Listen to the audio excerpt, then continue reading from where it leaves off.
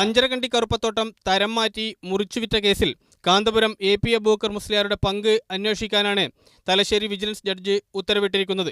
കാന്തപുരത്തെ പ്രതി ചേർക്കണം എന്നുള്ള ആ ആവശ്യം കോടതി അംഗീകരിച്ചില്ല.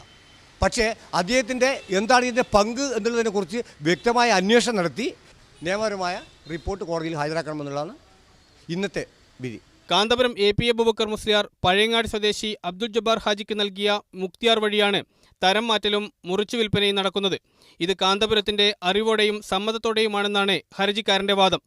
വിജിലൻസ് നടത്തിയ ത്വരിത പരിശോധനയിൽ ഭൂമി ഇടപാടിൽ വ്യാപകമായ ക്രമക്കേട് നടന്നതായി തെളിഞ്ഞിരുന്നു. എന്നാൽ അതിൽ കാന്തപുരത്തെ പ്രതി ചേർത്തിരുന്നില്ല. കാന്തപുരത്തെ പ്രതിസ്ഥാനത്ത് നിന്നും ഒഴിവാക്കിയ നടപടിക്കെതിരെ എ.കെ. ഷാജി നൽകിയ പരാതിയിലാണ് വിധി. കാന്തപുരത്തിനെതിരെ പ്രത്യേക അന്വേഷണം നടത്തി ഉചിതമായ നടപടി സ്വീകരിക്കാൻ കണ്ണൂർ വിജിലൻസ് ഡിവൈഎസ്പിയോട് ആവശ്യപ്പെടുന്നതാണ് ഉത്തരവ്. കേസിൽ കാന്തപുരം എ.പി. അബൂബക്കർ മുസ്ലിയാരെ ഒഴിവാക്കിയ വിജിലൻസ് നടപടിക്കെതിരെയുള്ള ശക്തമായ തിരിച്ചടിയാണ് ഈ വിധി. ക്യാമറാമാൻ അരുൺ കിഷോറിനൊപ്പം സി.കെ. വിജയൻ, മാതൃഭൂമി ന്യൂസ്, കണ്ണൂർ.